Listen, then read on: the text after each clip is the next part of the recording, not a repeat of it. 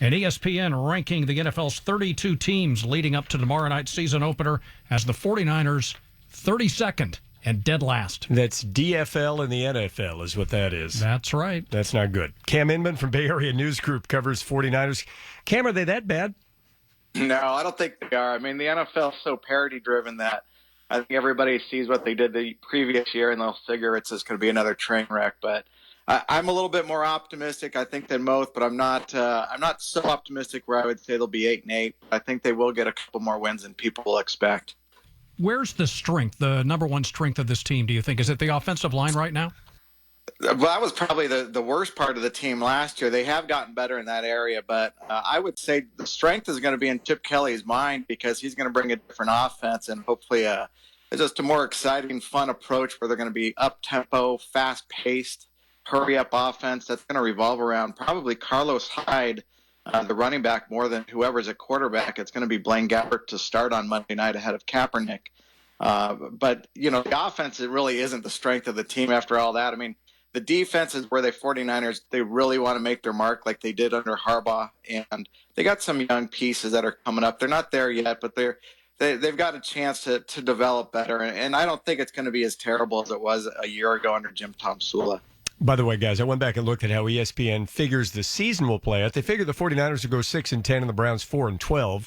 And I wasn't that great at high school math. My wife taught it, but to me, that makes the 49ers a better team than the Browns, but I guess we could debate it. So they faced the Rams, first off. This is, of course, a game with a lot of significance because the Rams have returned to L.A., but Jared Goff, the Bay Area favorite, won't even be dressing for the game. That surprised you, Cam? I think on draft day, we all figured if they're going to draft a guy number one overall, he's going to be your opening day starter. The way Jeff Fisher's approaching it, he's taking a very cautious. He wants Jared to see what a big NFL game is going to be like. And they're going to go with Case Keenum, which really isn't going to sell the tickets in L.A., but, they don't have a stadium to move into for another couple of years. They're going to get enough people in there in the Coliseum. But, yeah, I think, if they brought Goff in for the opener on Monday night, this is the Bay Area. This is his native Bay Area. There'll be a lot of pressure on the kid to come out in that game. And I think either way, we're going to see both teams run the ball a ton because I don't know how much they're confident in each quarterback right now. The experienced receivers that the Niners just brought in to play alongside Torrey Smith, Kelsey, and Streeter, is that what they need? I mean, they obviously needed some guys with some mileage. And at least on paper, these look like good additions. Yeah, what they were trying to do pretty much throughout the offseason and training camp was to develop some of their young wide receivers, and that just didn't happen. And so they picked up Jeremy Curley, a guy who will play the slot where Bruce Ellington had played until he tore his hamstring a couple games ago. And then they brought in Rod Streeter, outside threat that used to play with the Raiders. So it really is kind of an indictment on the young guys that none of them were able to step up and win a job. But the starters that you're going to be seeing are Torrey Smith, Quentin Patton, and then probably Curley on the inside. It's really not an inspiring group, but Torrey Smith, he has a downfield speed that's going to make him the number one wide receiver if they can get the ball to him. I just went back over the stats a little while ago, and Torrey Smith, last year was his first year on the Niners, and almost every game he only had one or two catches, and they're going to need a lot more production out of him if they're going to have any semblance of a passing game this year.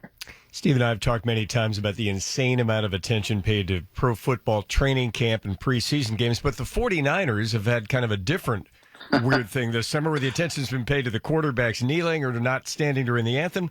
Bruce Miller's bizarre arrest and dismissal from the team the other day. How much does that stuff matter in the big picture, Cam? Well, you would wonder how much of a distraction it's going to be for the team on both situations. A year ago, the distraction was you had Jared Payne that came in from Australia, but that was a optimistic, fun story. This is more of the Kaepernick story is really a think piece where you have to pick your sides and debate the merits of what he's doing. And then Bruce Miller's arrest, obviously not a good scenario for anybody involved. They cut ties with Bruce right away upon hearing about his arrest. And I think the Kaepernick issue, as polarizing as it is for everybody in the nation, the Niners will say that it's brought them together more, which is pretty surprising because I think some people really were offended to see one of their teammates taking the stance.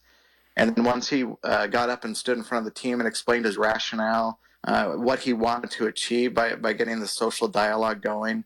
I think some people understood that and have sided with him, and it's actually become kind of a rallying cry within the locker room. Now, once the regular season gets going, guys, I think a lot of that fades into the background in terms of the football aspect, because there's going to be real games to talk about besides the exhibitions. This is still a real issue that Kaepernick's trying to lead.